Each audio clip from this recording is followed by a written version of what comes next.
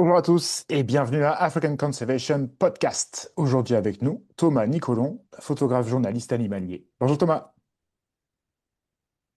Bonjour Mathieu, merci de l'invitation. Avec plaisir, comment ça va? Eh ben ça va bien entre deux voyages en Afrique centrale, donc j'essaye de m'habituer au climat du sud-ouest de la France. Et Afrique centrale, tu dis, t'as commencé là-bas la première fois, c'était quoi ton premier boulot en Afrique, si tu remontes dans le temps? Ben écoute, c'est simple. Moi, je suis parti en République démocratique du Congo, à Kinshasa, euh, pour la chaîne d'information France 24. Donc, avant ça, moi, j'avais une formation d'anglais. J'avais commencé comme prof pendant 2 ans. Et ensuite, j'ai fait une école de journalisme. Et après l'école de journalisme, je suis rentré en stage à France 24 et Ok. j'ai été envoyé, après peu de temps, à Kinshasa pour appuyer le correspondant qui était déjà sur place et qui avait besoin d'un coup de main. Et puis finalement, je suis resté 5 ans. Bah dis, tu vois, t'as dû vivre des expériences assez uniques, Kinshasa. C'était à quelle époque ça d'ailleurs? Ben, Kinshasa, je suis arrivé en juin 2015 Ok. et je suis parti en 2020, donc après l'élection présidentielle. Donc oui, ça a été absolument extraordinaire, surtout que c'était mon premier poste comme journaliste. Donc j'ai eu de la chance vraiment de débuter dans un pays comme ça où il se passe beaucoup de choses. C'est un pays central pour l'Afrique, pour le monde même de différentes manières. Donc c'est vrai que ça a été une formation express pour un journaliste sur le terrain comme ça, et ça a complètement façonné la manière dont je fais mon métier, dont je vois le monde, et c'est vrai que ça n'a pas été facile de partir après 5 ans. Ouais, j'imagine. Ouais. Et les reportages sur place, il y avait un peu de tout, j'imagine. Il y avait aussi tout ce qui est protection de l'environnement, les ONG qui bossent sur place. Est-ce qu'il y a des projets un peu sympas de l'époque, là, de ton époque Kinshasa, qui te viennent à l'esprit? Écoute, oui, alors mon travail principal, donc c'était correspondant pour la télévision, donc bien évidemment, c'était avant tout de suivre l'actualité politique, Ouais. sécuritaire aussi, avec les groupes armés, le conflit dans l'est de la RDC, mais c'était pas que ça, c'était aussi tout ce que je voulais, tout ce que je trouvais intéressant, donc culture, environnement, tout ça. Et d'ailleurs, ben, disons que j'ai toujours eu à cœur d'essayer de pas tomber dans les clichés de l'Afrique et de la RDC en particulier, le conflit, la souffrance, les crises humanitaires, etc. Donc j'ai essayé de faire des choses variées. Et, et ce qui reste, puisque tu poses la question, ben, écoute, moi, mon premier reportage environnemental au niveau photo, c'était dans le parc national de Kaouzi-Biega, dans l'Est, sur les gorilles des plaines de l'Est.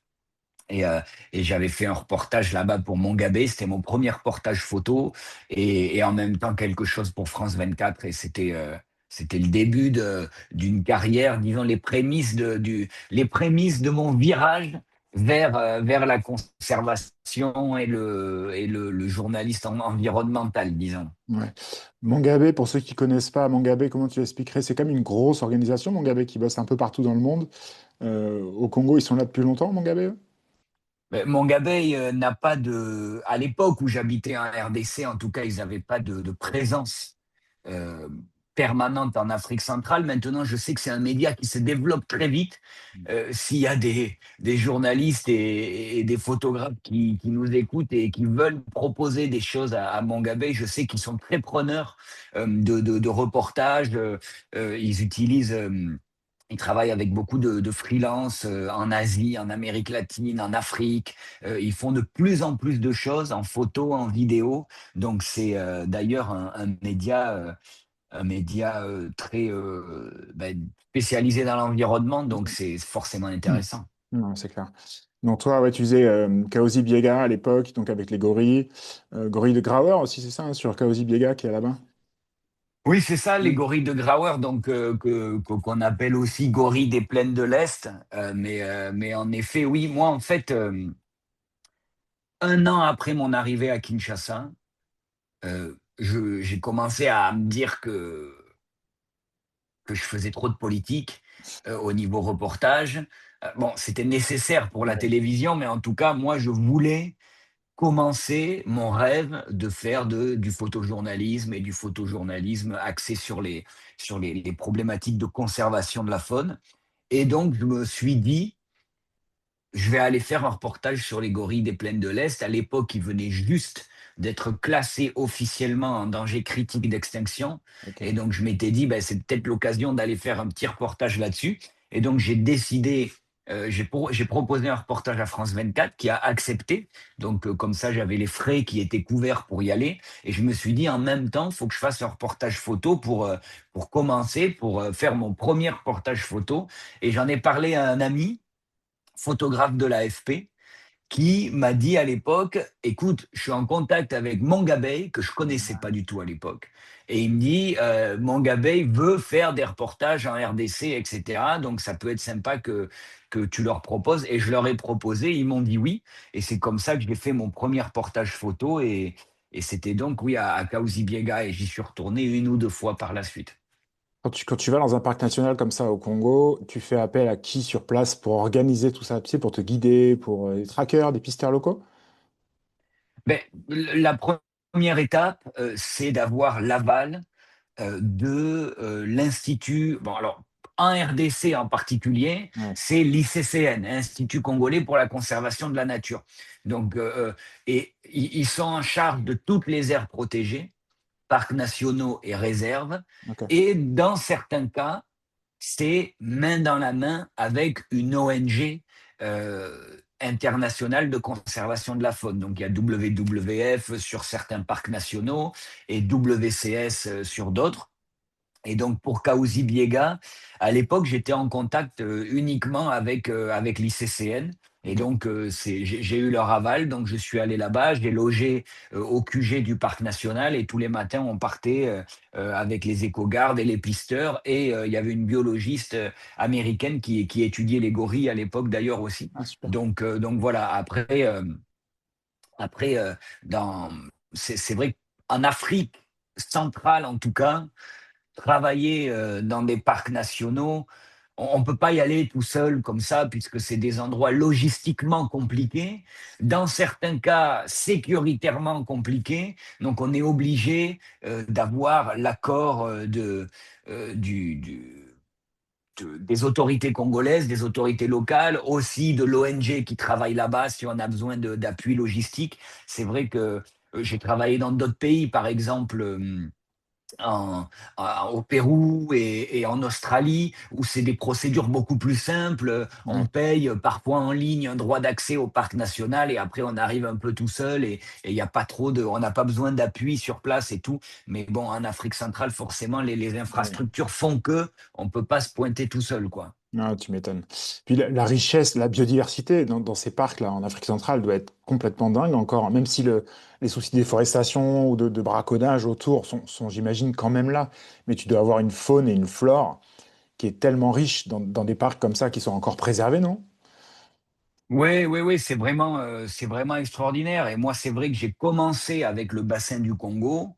Et franchement, je dois dire que c'est dur de passer à autre chose parce Ouais. que après le Congo, j'ai vécu en Amérique du Sud pendant 2 ans.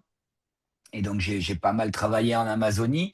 Mais c'est vrai que le bassin du Congo, il y a une mégafaune qui fait que c'est unique au monde. C'est-à-dire que on a bien évidemment oiseaux, reptiles, amphibiens, mais en plus de ça, on a éléphants de forêt, gorilles, chimpanzés, bonobos. Donc c'est vrai que c'est quand même une biodiversité qui est assez emblématique et assez exceptionnelle. Et je trouve que c'est incomparable de marcher en pleine forêt tropicale dense et de croiser des éléphants, des gorilles. C'est quand même quelque chose qui est irremplaçable, je trouve. Ouais, puis je pense que j'ai l'impression, moi, l'Afrique, tu sais, l'Afrique te rend humble. Tu voyages en Afrique, tu te rends compte qu'on n'est pas grand-chose et qu'il y a encore des espaces dans ce monde qui sont pas modernisés comme ils le sont chez nous en Europe. Et heureusement, il y a des ONG, comme tu disais, WWF, WCS, il y a African Parks, c'est des grosses ONG qui protègent des immenses zones en Afrique. Parce que toi, à l'époque, donc France 24, après, ils ont accepté d'autres documentaires. Quand ils ont vu celui-là, ils se sont dit, allez, c'est sympa, on va peut-être sponsoriser d'autres choses. Qu'est-ce que tu as fait de sympa aussi au Congo? Ben, écoute, comme je te disais, dans l'ensemble, c'était beaucoup la politique, c'était quand même mon travail de base. C'était vraiment dès qu'il y avait une manifestation à Kinshasa, dès qu'il y avait ben, l'élection, par exemple, présidentielle, dès qu'il y avait des massacres dans l'Est avec les groupes armés. Donc ça a toujours été le fil rouge, c'est-à-dire la politique et l'insécurité. Mais après, oui, après avoir fait les gorilles, France 24 m'a demandé davantage de choses sur l'environnement, en effet, et j'en ai fait dans différents endroits, à Virunga, mais aussi dans le parc national de la Salonga, qui est le plus grand parc de forêt tropicale en Afrique, hein, le deuxième au monde, et c'est des endroits qu'on connaît peu, qui ont peu de visibilité dans les médias, donc c'était chouette de pouvoir faire ça. Surtout que France 24 est très regardée en Afrique, hein. L'audience principale de France 24, c'est l'Afrique francophone. Donc c'est vrai que c'était vraiment un privilège de pouvoir travailler sur des sujets comme ça et de pouvoir les faire diffuser grandement. Et au niveau de tes sujets, du coup, c'était de la, comment dire, présenter une espèce animale, c'était parfois présenter un conflit ou un challenge qu'il peut y avoir par endroit. Tu as eu ça aussi? Mais écoute, donc petit à petit, en parallèle de France 24, j'ai commencé donc à développer de plus en plus le côté photo avec certains magazines, etc. Et donc, ben, chaque reportage était différent. Par exemple, après les gorilles, euh, j'ai fait un reportage dans un parc national dans le nord-est de la RDC qui s'appelle Garamba, qui est à la frontière avec le Soudan du Sud. Et à Garamba, j'ai fait un reportage sur les dernières girafes du Congo. Donc dans ce cas-là, c'était vraiment comment il en restait une quarantaine, comment on fait pour protéger un animal dont il en reste si peu et qui est en plus de ça menacé par le braconnage. Après ça, il y a eu des choses aussi donc vers la Salonga je suis parti en patrouille avec des gardes forestiers pendant plus de 15 jours en plein milieu de Salonga, là où il n'y a pas de route, là où il n'y a rien. Donc c'était pour montrer aussi les conditions de travail des gardes forestiers dans des endroits comme ça. Puis après, je suis allé aussi sur la côte, dans le parc marin des mangroves, pour montrer les tortues marines, etc. Donc à chaque fois, l'idée, c'est soit on se concentre sur une espèce en particulier, Ouais. soit sur une initiative de conservation qui a lieu en ce moment même, etc., etc. J'ai eu la chance d'aller voir les bonobos aussi, qui sont endémiques à la RDC et qui sont beaucoup moins connus, disons, que Ouais. les chimpanzés ou les gorilles. Bonobo en forêt sauvage ou chez, comment il s'appelle, chez Lola et Bonobo, t'as été où? J'ai fait les deux. Les deux. Alors, Lola, il y a Bonobo, je connais bien l'équipe qui gère, donc j'y suis allé plusieurs fois. Pour ceux qui connaissent pas, Lola Bonobo, c'est un sanctuaire emblématique des bonobos qui est basé juste à l'extérieur de Kinshasa. Et, et donc les bonobos, ben, c'est avec le chimpanzé, c'est notre plus proche cousin, puisqu'ils sont tous les deux les animaux les plus proches de l'homme. Et je crois que c'est 98,7% de notre patrimoine génétique en commun. Et donc ils existent que en RDC. Ils sont nuls par ailleurs, contrairement aux chimpanzés qui ont une aire de répartition beaucoup plus large. Et j'ai eu l'occasion d'aller les voir aussi dans la nature. Et là, c'était assez exceptionnel. Oui, c'était dans des endroits très reculés où peu de gens ont l'occasion d'aller. Donc, c'était vraiment super. Et du coup, selon toi, de ce que tu as fait en tout cas comme travail, les menaces, par exemple, si on prend les bonobos, quelles seraient les menaces qui pèsent sur eux? Est-ce que c'est surtout l'environnement qui disparaît, la déforestation, ou il y a d'autres soucis encore? Oui, pour les bonobos, c'est principalement ça. Pour les bonobos, c'est principalement la fragmentation de l'habitat et la perte d'habitat. Davantage que le braconnage, qu'on ne peut pas exclure non plus, bien sûr, de toutes les menaces, mais qui est peut-être pas euh, le, qui est pas la menace principale. Il y a certains endroits, notamment, où ils disent que les bonobos sont des ancêtres qui reviennent, donc on n'y touche pas. Donc voilà, le braconnage existe, mais sur les bonobos, c'est surtout la perte d'habitat. Ouais. Ouais. Ou même des grands parcs comme la Salonga sont menacés par la déforestation sur les... Parce que c'est pas grillagé, ces grands parcs-là, si?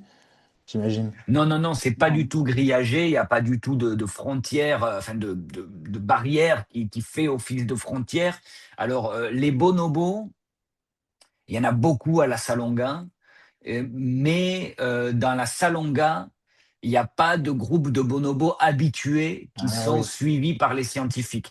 Il y a l'une des stations de recherche sur les bonobos qui est juste à l'extérieur de Salonga et qui est donc dans une zone un petit peu aussi vulnérable à la déforestation.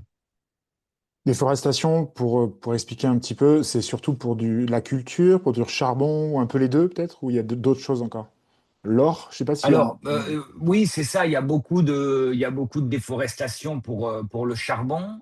Ça, c'est ce qu'on appelle le Makala là-bas. Il y a eu il y a eu pas mal de reportages qui ont été faits sur ce sujet-là. Moi-même, j'avais fait un reportage pour France 24 d'ailleurs sur des initiatives de WWF proche du parc national des Virunga.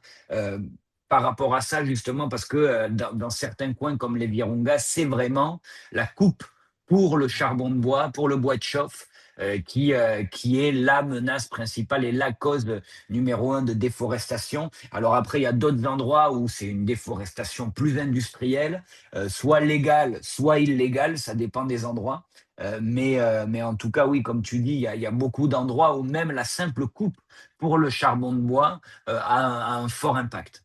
Oui, parce que le charbon, le souci, c'est que c'est la source de cuisine, de chauffage de plein de gens, et que vu qu'ils n'ont pas accès à autre chose, c'est vrai que malheureusement, bah, ils vont aller couper des pans entiers de forêt, et comme il en faut du bois pour faire du charbon, j'imagine même pas les surfaces que ça représente. On parle souvent de l'Amazonie, mais c'est vrai qu'en Afrique, le souci, il est clairement, c'est pas exactement le même au niveau peut-être de l'échelle, de la rapidité peut-être, mais en tout cas, c'est quelque chose qui est réparti dans tellement de pays. Nous, on le voit en Afrique de l'Est aussi, au Kenya, en Afrique Ouais. australe aussi, vraiment des coins comme ça où malheureusement les forêts sont, je dis pas qu'elles sont en danger, mais si, c'est ça, ça réduit de plus en plus. Tu as des espèces comme les bonobos qui se retrouvent, j'imagine, avec des familles séparées par des pans où il n'y a plus de forêt, et du coup, il peut plus y avoir d'échanges au niveau génétique, au niveau des déplacements de population, des jeunes quand ils quittent la famille. Voilà, ça va être très complexe.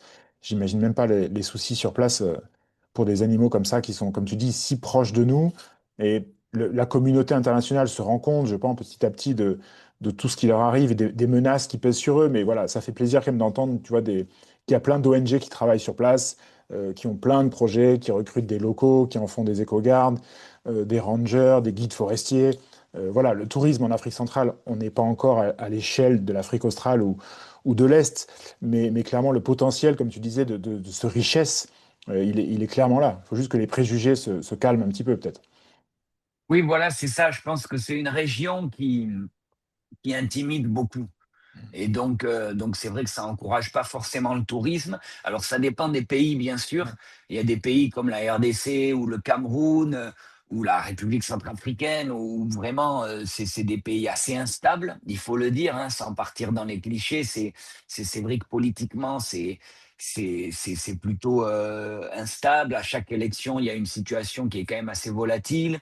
Donc forcément c'est au niveau de tourisme, il y a pas, c'est pas très développé. Déjà, les gens sont intimidés, pas forcément, ils ont peur aussi d'aller dans des pays comme ça c'est clair. Mm. Et puis après, une fois sur place, les l'offre touristique n'est pas aussi confortable que ce qu'on peut avoir en Afrique de l'Est ou en Ouais. Afrique du Sud.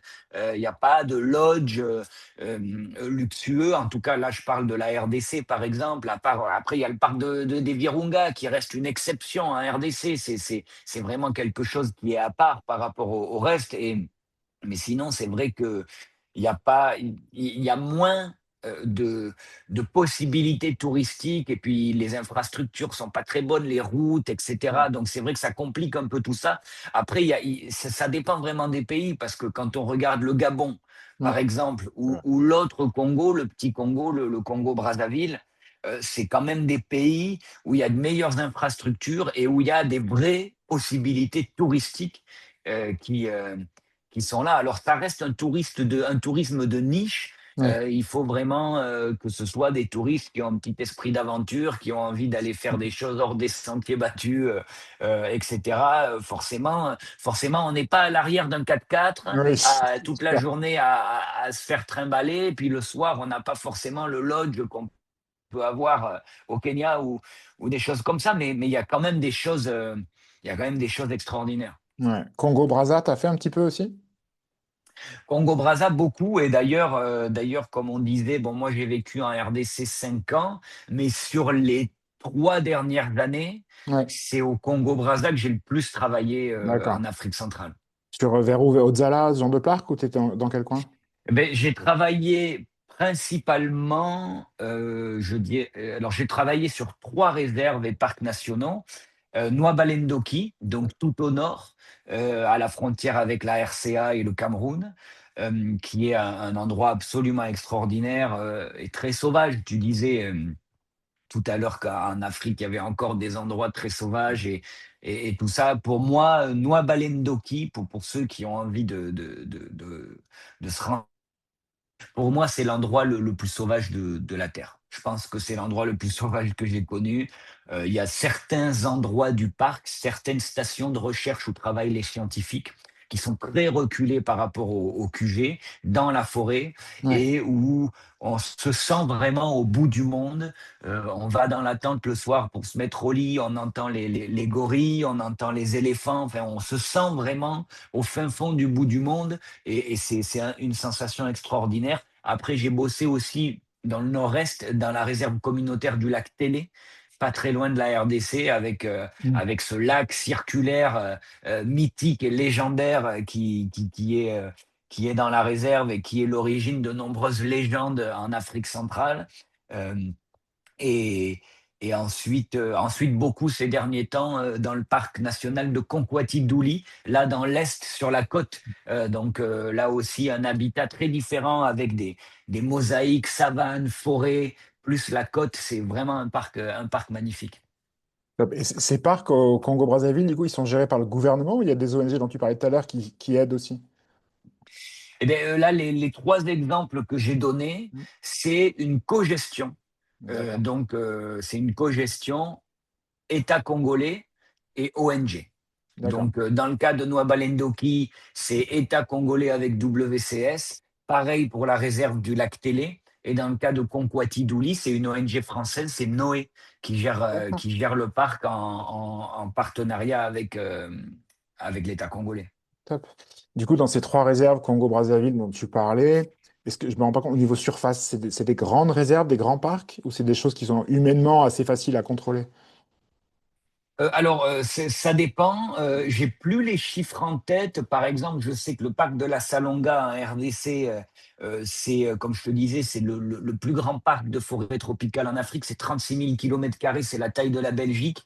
Donc, sur les 3 parcs dont je t'ai parlé au Congo-Brazza, on n'est pas du tout sur le même ordre de Ouais. grandeur qui est tellement grand que c'est ingérable, en fait, surtout sans route Ouais. et sans infrastructure. Donc là, sur les parcs dont je te parle, je ne veux pas dire de bêtises Non, parce que non. si je te sors un chiffre comme ça qui n'est pas le bon, mais en tout cas, on est plus peut-être entre 2000 et 5000 kilomètres carrés plutôt que les 36 000 qu'on peut voir à Ouais, la bien sûr. Salonga. Et du coup, les gouvernements locaux ont compris l'importance de la protection de la faune justement dans ces endroits. Tu vois, toi, t'as ressenti le soutien des gouvernements, j'imagine, comme qui ont saisi l'importance de ces espaces sauvages. Oui, oui, bien sûr, c'est c'est c'est essentiel, notamment pour l'image de ces pays-là, Ouais. de montrer qu'il y a une vraie politique de conservation de la faune et que l'État veut vraiment euh, montrer qu'il met les moyens. Donc oui, les partenariats, dans la plupart du temps d'ailleurs, se passent Ouais. bien entre l'État et les ONG et il y a une bonne entente et puis ça crée des emplois aussi. Bah oui. À Noa Balendoki, par exemple, dans le nord du Congo, tous les assistants de recherche, les biologistes, etc., ce sont des jeunes Congolais et même même au niveau des pisteurs, souvent, ils font partie des communautés autochtones. Ouais. euh, des Bayaka dans le cas de Noa Balendoki. Donc c'est sûr que c'est quand même quelque chose qui peut être bénéfique. Ouais, j'imagine. Oui, parce que c'est vrai que toi, quand tu fais des photos, après, quand tu rentres en France, ton travail, ça va être quoi concrètement? C'est tu as eu un client à l'avance qui t'a commandé des photos ou c'est toi qui fais des reportages et qui les vends ensuite? Mais écoute, il peut y avoir un peu tous les cas de Ah oui. figure. Soit il y a un média euh, télé ou magazine ou presse écrite, qui m'envoie sur place pour faire un reportage précis, soit c'est une ONG qui veut m'employer pour peut-être mettre en avant le Ouais. travail qu'ils font sur le terrain. Voilà. Ok. Oui, donc du coup, ouais, les gens ne se rendent pas compte, mais le pouvoir des images, voilà, il a une importance. C'est qu'à à l'extérieur de l'Afrique, pour que les gens se rendent compte de ce qui se passe, s'il n'y avait pas des gens qui prenaient des photos sur place et qui les partageaient dans les médias, comme tu dis, on ne serait même pas au courant que Indua Malindoki, c'est un parc qui est très très sauvage. On ne serait pas au courant qu'il y a des gorilles des plaines de l'Est, quand tu vas en Congo RDC, qui n'ont rien à voir avec les Congos des Virunga ou du Luganda ou du Rwanda. Et la situation de tous ces animaux, quels qu'ils soient, elle reste critique, quel que soit le classement d'ailleurs au niveau international, mais la situation de ces animaux et la précarité, j'ai envie de dire, de leur environnement, elle n'est pas du tout aussi stable qu'on le pense. Les parcs ont beau être grands, comme tu dis, ils se font grignoter par-ci par-là, et qu'on appelle ça la parcellisation de ces forêts, eh ben, ça crée des conflits aussi avec les gens, parce que quand les animaux ils doivent traverser des zones habitées où il peut y avoir des plantations, ça peut créer, moi, je pense aux éléphants beaucoup, mais il y a aussi d'autres animaux comme ça. Mais les éléphants, clairement, quand ils sortent de la forêt et qu'ils vont dans un champ de maïs ou un champ de quoi que ce soit, ça fait des ravages et j'imagine que les ONG ne font pas que de la recherche sur les animaux, elles doivent faire aussi du community outreach pour aller voir les populations et leur expliquer comment se défendre, comment se protéger, comment peut-être aussi planter différemment. Tu as fait un petit peu des reportages sur l'agriculture aussi, peut-être? Ouais, j'en ai fait pas mal. Et puis c'est vrai, comme tu dis, que les ONG de conservation de la faune et les ONG environnementales, on peut dire, elles ont, elles ont compris il y a longtemps qu'elles ne pouvaient pas se concentrer uniquement sur les animaux.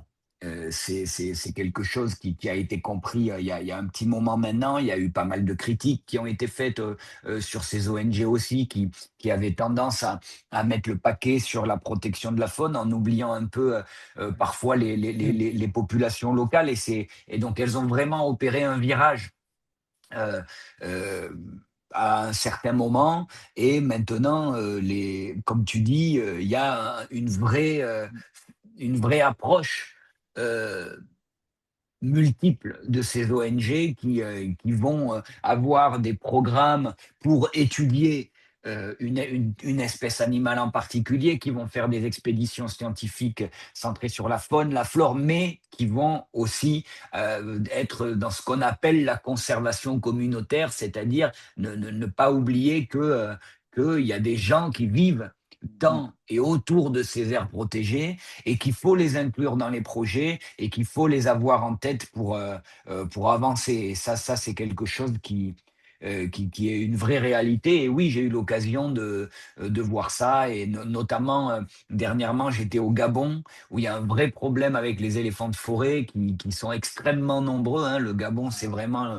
l'endroit où se concentrent la plupart des éléphants de forêt aujourd'hui, qui sont en danger critique d'extinction. Et donc, au Gabon, il y a trop d'éléphants. Et donc, du coup, ben, ils détruisent les cultures, ils privent les habitants de leurs revenus en détruisant les plantations. Et donc, il y a un vrai problème aussi. Et là, on est sur un vrai sujet casse-tête Ouais. pour les ONG de conservation de la faune, mais pour le gouvernement gabonais aussi. Comment on gère euh, une population d'éléphants qui, certes, a été extrêmement bien protégée, mais aujourd'hui, est-ce qu'on ne peut pas dire qu'ils ont été trop protégés? C'est une des questions qui est posée en tout cas. Ah oui. Donc c'est pas un souci de corridor, par exemple, c'est de zone de passage ou de transit entre les zones sauvages, ou c'est quoi leur souci? C'est vraiment que partout, il y en a beaucoup trop? Ben oui, au Gabon, il y en a beaucoup. Le Gabon, c'est un petit peu un exemple en termes de conservation de la faune en Afrique. et en Afrique centrale en tout cas, puisque les éléphants sont extrêmement bien protégés, il y a peu de braconnage et ils sont vraiment en grande quantité. C'est aussi un pays où il y a très peu d'habitants, donc il y a peu de pression humaine sur la forêt. Donc du coup, ben, la forêt se porte bien et puis les éléphants se baladent ici et là sans peur, sans crainte, comme on peut voir dans d'autres pays où les éléphants sortent très peu de la forêt. Surtout là, ils vont choisir la nuit plutôt parce qu'ils ont peur. Au Gabon, c'est beaucoup plus libre que ça, entre guillemets, pour les éléphants. Et donc, du coup, ben, ils choisissent d'aller ravager les cultures et tout ça pour se nourrir. Et il y a beaucoup de paysans qui sont en détresse là-bas par rapport à ça. Et du coup, j'imagine, ils ont dû réfléchir à plein de solutions éventuelles. Tout ce qui est ruche, tu sais, ou les pétards avec du piment, ce genre de choses, ils ont testé aussi, j'imagine? Oui, je crois qu'ils avaient testé des choses comme ça. Moi, justement, l'été dernier, je me suis allé là-bas pour documenter la solution des clôtures électriques. D'accord. C'est-à-dire qu'il y a des clôtures, c'est une solution qui est testée sur le terrain, qui semble pour l'instant être relativement efficace, donc d'une clôture électrique autour des champs des agriculteurs et qui va tout simplement repousser Ouais. les éléphants pour éviter que les éléphants viennent détruire. Alors, il y a pas mal de difficultés, ça demande beaucoup d'entretien parce que si la végétation pousse, ça annule un petit peu l'effet de la barrière. Et puis les éléphants sont très malins aussi, ils ont déjà compris comment, dans certains endroits, comment ils pouvaient pousser la barrière sans se faire électrocuter, entre guillemets. Donc c'est compliqué, mais c'est une des solutions qui est testée sur le terrain. Ouais, voilà, je pense que à toutes les ONG mises ensemble, tu vois, toutes ces bonnes idées, assez rapidement, je pense qu'il y a moyen quand même que les gens trouvent des solutions par pays. Le Gabon, c'est vraiment, comme tu dis, particulier. Les éléphants de forêt sont tellement nombreux. Et la place tellement petite au final qu'il n'y a pas trop le choix. Il faut trouver des solutions un peu drastiques comme des clôtures électriques. Même au Kenya, ils en viennent à mettre des clôtures plus qu'ailleurs et plus qu'avant. Parce que oui, ça fonctionne bien, c'est pas dangereux pour les éléphants et ça protège en effet le revenu de tellement de familles qui ont que ça, tout simplement. Et un éléphant, une famille d'éléphants dans ton champ la nuit, t'as plus rien le matin au réveil. Clairement, il faut trouver des solutions qui soient pérennes, qui puissent fonctionner un peu partout comme ça. Voilà, je pense que globalement, c'est un message d'espoir dans le sens que tout le monde s'y met. Tout le monde se donne la main, que ce soit les populations, les ONG, le gouvernement. Et c'est quand même super, là, tout ce que tu nous racontes. Ça, ouais, moi, ça me donne espoir, je pense, quand même, dans la protection de l'environnement en Afrique. Je pense que c'est bien parti. Ça y va pôle-épaulé, comme on dit en Afrique de l'Est, Oui. mais ça va y aller. Oui, oui, oui, Polé Polé ou Malembe Malembe en Afrique centrale. Mais oui, c'est ça, c'est le. Non, c'est clairement, il y a de belles choses qui se passent. Il y a des choses magnifiques et c'est vrai que c'est pas facile. C'est pas facile. C'est une région qui est compliqué par différents aspects, mais en même temps, comme tu dis, il y a des vraies solutions qui sont testées sur le terrain. Il y a une vraie génération forte d'écologistes africains qui, qui est dévouée à cette cause et je pense que moi, je suis plutôt optimiste sur tout ça. Alors, c'est vrai qu'il y a des choses qui font peur, hein, notamment le dérèglement climatique, etc., qui a un vrai impact sur cette Ouais, forêt d'Afrique centrale. Mais il faut être optimiste, sinon on arrête là. Hein. exactement. Non, non, mais on est d'accord. Il faut être optimiste. Il y a plein de gens qui travaillent sur place et concrètement, ça avance dans beaucoup de domaines, et dans beaucoup de régions d'Afrique. Il y a de moins en moins, il y en a encore, mais de zones oubliées, il y en a quand même de moins en moins. Oui, oui, c'est vrai qu'il y a tellement d'ONG qui bossent sur place que voilà, le message d'espoir, il est là. Les communautés, les animaux, les scientifiques, les gouvernements, les touristes dans certaines zones, plus ou moins, comme on disait, voilà, Afrique centrale, c'est un peu moins évident, mais il y a le, l'offre, elle est complexe, mais clairement, la richesse des espaces sauvages sur place et les parcs qu'il peut y avoir ou les réserves, comme le lac Télé dont tu parlais tout à l'heure, voilà, c'est quand même des espaces uniques au monde qu'il n'y a nulle part ailleurs, avec une faune qui, elle aussi, est assez unique, que ce soit les bonobos jusqu'aux insectes et aux batraciens, des choses passionnantes en Afrique centrale. Et du coup, c'est quoi ton prochain projet, toi, Thomas, le prochain voyage? Mais écoute, là, je prépare des voyages en RDC, au Gabon et au Cameroun. Là, au Cameroun, je prépare un voyage dans le parc national de la Lobéké, qui est donc dans le sud-est, dans le sud-est du Cameroun. Donc, entre Cameroun, RCA et Congo, il y a ce qu'on appelle le triangle de la Sangha. Et Ok. donc, c'est trois aires protégées, toutes les trois frontalières. Donc, on a Noa-Balendoki dans le nord du Congo, Lobeke au Cameroun et Zanga-Sanga en RCA. Et on a donc ces trois aires protégées qui sont frontalières et qui se font face. Et j'ai déjà fait Zanga-Sanga en RCA et Noa-Balendoki au Congo, mais je suis D'accord. jamais allé à la Lobeke. Donc, je compte y aller là très prochainement. Apparemment, c'est une forêt absolument magnifique. Voilà, j'espère le prochain voyage. Top, top, top. Ben, merci pour tout, Thomas. C'était très intéressant et je pense que ça donnera envie à beaucoup de gens d'aller en Afrique centrale. Moi, en tout cas, Écoute, j'en rêve depuis j'espère. longtemps et clairement, c'est une destination voilà, qui est assez unique avec, comme partout ailleurs, des gens qui travaillent, on s'en doute pas, quotidiennement dans des conditions pas évidentes pour protéger les Ouais, espèces emblématiques ou pas emblématiques, mais tous les animaux ont besoin de protection de toute façon. Et les ouais. populations alentours aussi ont besoin d'être entendues sur les soucis qu'ils peuvent avoir au quotidien. Donc voilà, c'était très intéressant en tout cas et je te remercie beaucoup. Non, ben, c'était un vrai plaisir. Merci beaucoup de l'invitation et à bientôt. Avec plaisir, Thomas, à bientôt. Au revoir. Salut Mathieu.